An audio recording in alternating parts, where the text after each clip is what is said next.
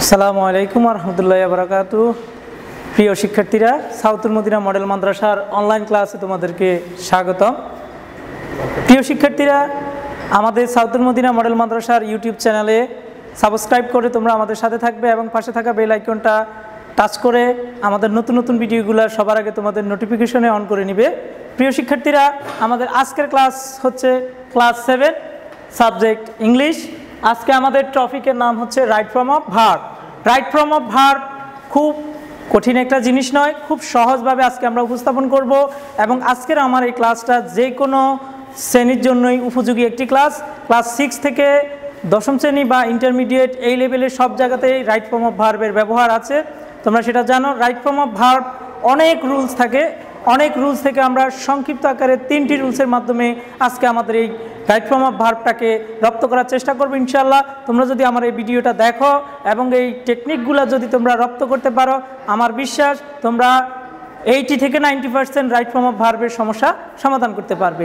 আসো আমার ক্লাসে আমরা দেখি আমরা কী নিয়ে আলোচনা করতেছি। Right form of verb. Right form of ভার্বের রূপসমূহ নিয়ে আমরা প্রথমে আলোচনা করব। বেসিক যে কনসেপ্টটা আছে আমরা সেই কনসেপ্টটা আগে জেনে নেওয়ার চেষ্টা করি, সেই কনসেপ্টটার আলোকে আমরা ভিতরে প্রবেশ করব। দেখো, আমাদের আছে ভার্বের রূপসমূহ। আমরা জানি ভার্বের কয়েকটি রূপ আছে, ভার্বের রূপগুলো নিয়ে আমরা এখন আলোচনা করব। মেইন বা বেস ভার্ব, মেইন বা বেস ভার্ব অর্থাৎ ভার্বের একেবারে ভিত্তিটা, ভার্বটা কোত্থেকে শুরু হয়, যেটাকে আমরা ভার্ব 1 রূপে চিন্তা করব বা ভার্ব 1 হিসেবে কল্পনা করব। তারপর হচ্ছে ফার্স্ট ফর্ম, ভার্বের ফার্স্ট ফর্ম। তাহলে ভার্বের ফার্স্ট ফর্মকে আমরা সংক্ষিপ্ত আকারে ভার্ব 2 বলে থাকি। আমি আবার বলছি, ফার্স্ট ফর্ম অর্থাৎ এটাকে আমরা ভার্ব 2 বলে থাকি। তারপরে ফার্স্ট পার্টিসিপল, সংক্ষেপে আমরা এটাকে ভার্ব 3 বলে থাকি। প্রিয় শিক্ষার্থীরা, তারপরে অ্যাস অবলিক ইএস ফর্ম অর্থাৎ ভার্বের শেষে এস বা ইএস যুক্ত হয়। আমরা একটা নিয়ম জানি, যখন subject third person singular number হয় তখন আমাদের ভার্বের শেষে অ্যাস বা ইএস যুক্ত হয়। প্রিয় শিক্ষার্থীরা, তারপরে gerund form. Gerund form, gerund হচ্ছে ভার্বের একটি রূপের নাম। জিরান্ট যখন আসবে কোনো সেন্টেন্সে, যখন জিরান্টের ব্যবহার হয় তখন ভার্বের সাথে সরাসরি আইএনজি যুক্ত হয়ে যায়। তারপর হচ্ছে ইনফিনিটিভ ফর্ম, 2 + ভার্ব 1, 2 + ভার্ব 1, এটা হচ্ছে ইনফিনিটিভ ভার্ব।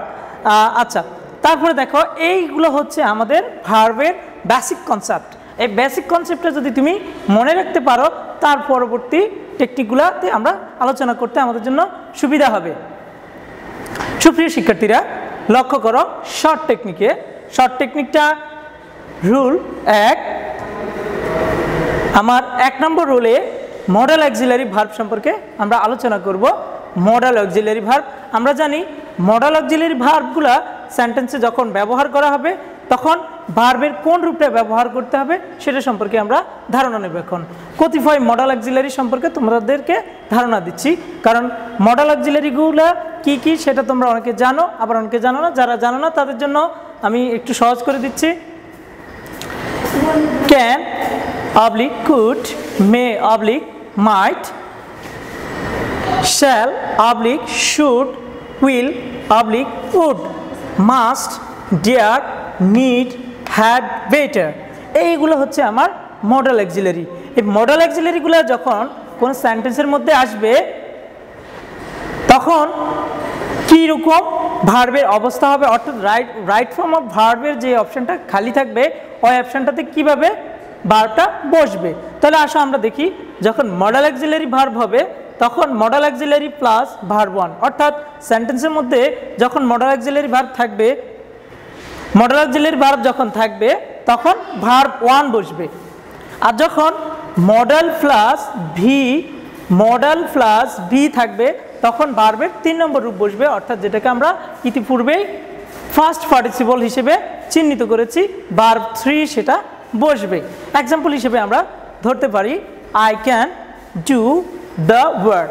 এখানে দেখো আমাদের ব্র্যাকেটের মধ্যে ডু ভার্বটা থাকবে। যখন এই ডু ভার্ব থাকবে অর্থাৎ আমার এখানে মডেল অক্সিলারি হিসেবে ক্যান আসছে, তখন এই ভার্বটা হবে আমার ভার্ব 1। আমি আগে বলেছি মডেল প্লাস ভার্ব 1, তাহলে I can do the work. আরেকটা এক্সাম্পল আমরা ফলো করি। দেখো যখন আমার বি থাকবে, দ্য প্রবলেম ক্যান বি, তো আমার মডেল অক্সিলারি হিসেবে ক্যান আসছে, ক্যানের সাথে বি আসছে, তাহলে পরের ভার্বটা অবশ্যই আমাকে ভার্ব 3 লিখতে হবে। তো সেই ভার্বটা হচ্ছে সলভ। আমার ব্র্যাকেটে হয়তো দেওয়া থাকবে সলভ, তাহলে ওই সলভ ভার্বটাকে আমি ভার্ব 3 নম্বর রূপ লিখব। তাহলে দেখো এক্সাম্পলটা, I can do the work, the problem can be solve. এই বাক্যে ক্যান হচ্ছে modal auxiliary verb, modal auxiliary ভার্বের সাথে বি থাকার কারণে সলভ ভার্বটা সলভড হয়ে গেছে, অর্থাৎ ভার্বের 3 নম্বর পজিশনে। এবার আসো বন্ধুরা 2 নম্বর রুলসটা আমরা একটু লক্ষ্য করি। Rule number 2, preposition. সেন্টেন্সের মধ্যে যদি প্রিপজিশন থাকে, তাহলে প্রিপজিশন যখন বাক্যের মধ্যে থাকবে তখন ওই বাক্যের ভার্ব যেটা থাকবে ওই ভার্বটার সাথে আমরা আইএনজি যুক্ত করে দেব। তাহলে লক্ষ্য করো কতিপয় প্রিপজিশন সম্পর্কে আমরা ধারণা নিয়ে নিই, যদিও তোমরা প্রিপজিশন সম্পর্কে জানো, তারপরে বোঝার জন্য আরেকবার আমি স্মরণ করে দিচ্ছি। On, off, to, at, by, before, এই জাতীয় প্রিপজিশন। সাধারণ নিয়ম হলো সেন্টেন্সে প্রিপজিশনের পরে ভার্ব থাকলে তার সাথে আইএনজি যুক্ত হয়। এনবি বা নোটবুক, এটা একটু ভালো করে মনে রাখবে এই বিষয়টা। এই বাক্যে এই রুলটার এটা একটি গুরুত্বপূর্ণ অংশের জন্য আমি নোটবুক দিয়ে তোমাদেরকে ভালো করে বুঝিয়ে দেওয়ার জন্য বলছি। শুধু টু থাকলে সেন্টেন্সে যখন প্রিপজিশন হিসেবে টু থাকলে ভার্ব 1 হবে। আমি আবার বলছি, সেন্টেন্সে যদি টু থাকে এবং তারপরে ভার্ব থাকে, ওই ভার্বটা টু প্রিপজিশন হওয়া সত্ত্বেও টুর পরের ভার্বের সাথে আইএনজি যুক্ত হবে না, টুটা ইনফিনিটিভ হিসেবে আসে। তাহলে এক্সাম্পলটা লক্ষ্য করো, তাহলে তোমরা বুঝতে পারবে। To buy a pen, to preposition হওয়া সত্ত্বেও বাই এর সাথে আইএনজি যুক্ত হয়নি, এটা তোমরা আশা করি বুঝতে পেরেছ। 3 নম্বর রুলটা একটু লক্ষ্য করো। ডু ভার্ব, ডু ভার্ব কি তিনটা ডু ভার্ব আমরা জানি, তিনটা do verb, do, does, did. আমি আবার বলছি, ডু ভার্ব হচ্ছে 3টি, ডু, ডাজ এবং ডিড। আচ্ছা, তাহলে লক্ষ্য করো সাধারণ নিয়ম হলো to do verb plus verb 1 হয়, অর্থাৎ সেন্টেন্সের মধ্যে যদি টু ডু ভার্ব থাকে তাহলে ভার্বের যে রূপটা আসবে ওই রূপটা অবশ্যই ভার্বের বেস ফর্মটা বসাতে হবে। এক্সাম্পলগুলো আমরা একটু লক্ষ্য করি। হি ডিডন্ট গো টু মাদ্রাসা, তাহলে দেখো এখানে ডিড অর্থাৎ এই ভার্বের ডিড এই ফর্মটা আসছে, এই ফর্মটা আসার কারণে ভার্বের 1 নম্বর রূপ অর্থাৎ ভার্বের বেস ফর্ম বসছে, গো হয়েছে। তাহলে আমরা আবার পরিবাক্যটা, he didn't go to madrasa. তারপরে দেখো does he play well, does ভার্বটা যখন আসছে তখন মূল ভার্বটার দিকে লক্ষ্য করো, প্লে, এই প্লে ভার্বটা কিন্তু ভার্বের বেস ফর্মে বসছে। আরেকটি উদাহরণ লক্ষ্য করি আমরা, did you like coffee, like, এইখানে ভার্ব হচ্ছে লাইক। সেন্টেন্সে ডিড ডু ভার্বের একটি অংশ আসার কারণে ভার্বটি তার বেস ফর্মে বসছে। আশা করি এই 3টা রুলসের মাধ্যমেই তোমরা রাইট ফর্ম অফ ভার্ব বুঝতে পারবে। আমাদের আর 3টি চার্ট আছে, যে 3টি চার্ট তোমরা মুখস্থ করে নিলে আশা করি রাইট ফর্ম অফ ভার্বের সমস্যাগুলো তোমাদের সমাধান হয়ে যাবে। প্রিয় শিক্ষার্থীরা, আমি পূর্বে বলেছিলাম 3টি চার্টের মাধ্যমে আমি তোমাদেরকে রাইট ফর্ম অফ ভার্বটা শিখিয়ে দেব। দেখো গুরুত্বপূর্ণ 3টি তালিকা মুখস্থ করতে হবে, অবশ্যই এই 3টি তালিকা মুখস্থ করতে হবে। তালিকা 1 ভার্বের বেস ফর্ম এবং এক্সাম্পল, এই পাশে ভার্বের কোন কোন রূপগুলো থাকলে তোমরা ভার্বের বেস ফর্মটা সেখানে ব্যবহার করবে। তো লক্ষ্য করো, প্রেজেন্ট ইনডেফিনিট যখন বাক্যটা যখন প্রেজেন্ট ইনডেফিনিট হবে স্বভাবতই ভার্বটি তখন বেস ভার্ব হবে।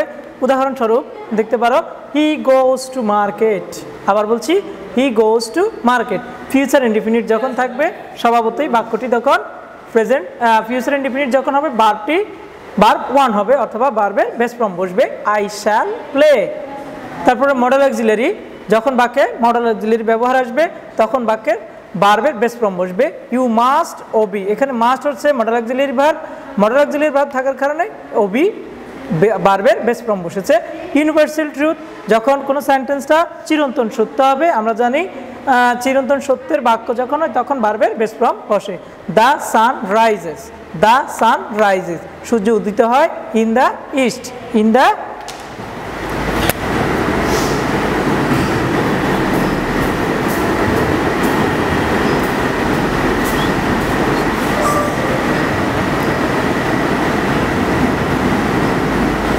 In the east.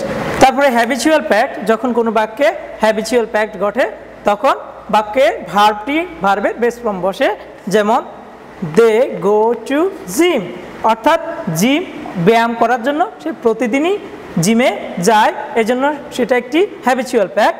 তারপরে দেখো হ্যাড বেটার, সেন্টেন্সে যখন হ্যাড বেটার শব্দটি আসবে তখন ওই ভার্বের বেস ফর্ম বসবে। You had better go there, you had better, এই হ্যাড বেটার শব্দটি আসার কারণে ভার্বের বেস ফর্ম বসেছে। উড রেদার, যখন সেন্টেন্সের মধ্যে উড রেদার আসবে তখন ভার্বের বেস ফর্ম বসবে, যেমন আই উড রেদার স্ট্রাইক। তারপরে দেখো বন্ধুরা 2 নম্বর তালিকাটি আমরা লক্ষ্য করি, বার প্লাস আইএনজি, কখন ভার্বের সাথে আইএনজি যুক্ত হবে।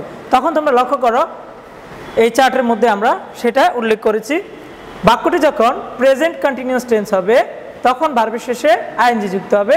He is going to Madrasa.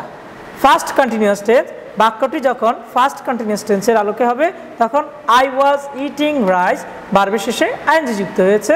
Future continuous tense, I shall be reading, I shall be reading, future continuous tense হয়েছে, এই জন্য ভার্বের শেষে আইএনজি যুক্ত হয়েছে।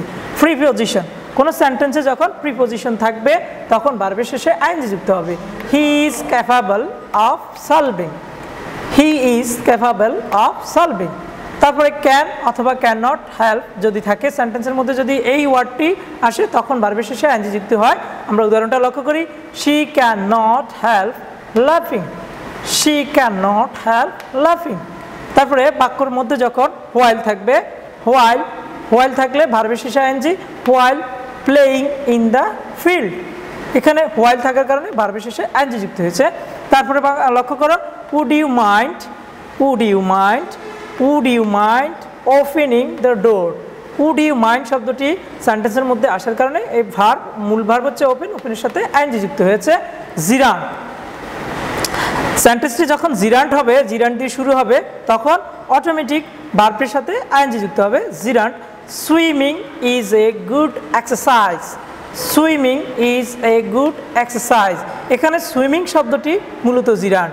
প্রেজেন্ট পার্টিসিপল, প্রেজেন্ট পার্টিসিপল যখন হবে তখন হবে আই স হিম প্লেয়িং, তাহলে দেখো আই স হিম প্লেয়িং, এখানে পার্টিসিপল হওয়ার কারণে ভার্বের শেষে আইএনজি যুক্ত হয়েছে। আশা করি এই দুটি চার্ট বুঝতে পেরেছ। এবার আমরা 3 নম্বর চার্টে যাব। প্রিয় শিক্ষার্থীরা 3 নম্বর তালিকাটি লক্ষ্য করো, ভার্বের 3 নম্বর রূপ কখন বসবে আমরা এই তালিকাটা থেকে সেটা জানতে পারবো। যখন ভার্বের প্রেজেন্ট পারফেক্ট হয়, ভার্বের প্রেজেন্ট পারফেক্ট রূপটা যখন আসবে তখন ভার্ব 3 বসবে, অর্থাৎ ভার্বের ফার্স্ট পার্টিসিপল ফর্মটি বসবে। একটি উদাহরণ আমরা লক্ষ্য করি তাহলে বুঝতে পারবো, I have done the work, তাহলে এই সেন্টেন্সটি মূলত প্রেজেন্ট পারফেক্ট টেন্সে আছে, যার কারণে ভার্বটি হচ্ছে ভার্ব 3, এই রূপটা বসেছে। তারপরে লক্ষ্য করো ফার্স্ট পারফেক্ট, বাক্যটি যখন আমার ফার্স্ট পারফেক্ট টেন্সের আলোকে হবে তখন আমার বাক্যটিতে মূল ভার্ব যেটা বসবে ওই ভার্বটা ভার্ব 3 বসবে। উদাহরণটি লক্ষ্য করো, হি হ্যাড ইটেন রাইস। তারপরে দেখো ফিউচার পারফেক্ট, যখন ফিউচার পারফেক্ট হবে তখন ভার্বের 3 নম্বর রূপ বসবে, they will have finished, they will have finished, এর সাথে তুমি আরও বাক্যাংশ যুক্ত করতে পারো। যখন ভার্বে সেন্টেন্সের মধ্যে হ্যাভিং এই শব্দটি আসবে তখন আমার ভার্বটি 3 নম্বর রূপ বসবে, having learnt computer, having learnt computer. Passive voice, যখন সেন্টেন্সটি প্যাসিভ ভয়েস করা হবে, সেন্টেন্সটি প্যাসিভ ভয়েস করা হয়েছে এটা কিভাবে বুঝবে, তো সেই জন্য তুমি সাবজেক্টের দিকে লক্ষ্য করবে। সাবজেক্টটা যখন ব্যক্তিবাচক না হয়ে অন্য কিছু হবে, কোনো পার্সন দিয়ে সাবজেক্টটা না হয়ে যদি অন্য কিছু দিয়ে হয় তখনই বুঝতে হবে এটা আমার passive voice. Football is played by the boy, এখানে দেখো সাবজেক্টে কিন্তু ফুটবল আছে, একটি বস্তুবাচক জিনিস আছে, যার কারণে এই সাবজেক্ট থেকেই আমরা বুঝতে পারবো আমার এইটা প্যাসিভ করা হয়েছে। তো বন্ধুরা টু বি যখন থাকবে তখন কি হবে, সেন্টেন্সে যখন টু বি আসবে তখন ভার্বটি ভার্ব 3 হবে, ইট ইজ বি ডান অ্যাজ, অর্থাৎ এখানে বি ভার্বটা আছে, দেখো লক্ষ্য করো টু বি মানে টু বি একসাথে থাকবে না, বি থাকলেও চলবে, আবার মাঝে মাঝে টুও থাকবে। It is be done has soon as possible, be থাকার কারণে আমার এই ভার্বটা ভার্বের 3 নম্বর রূপ হয়েছে।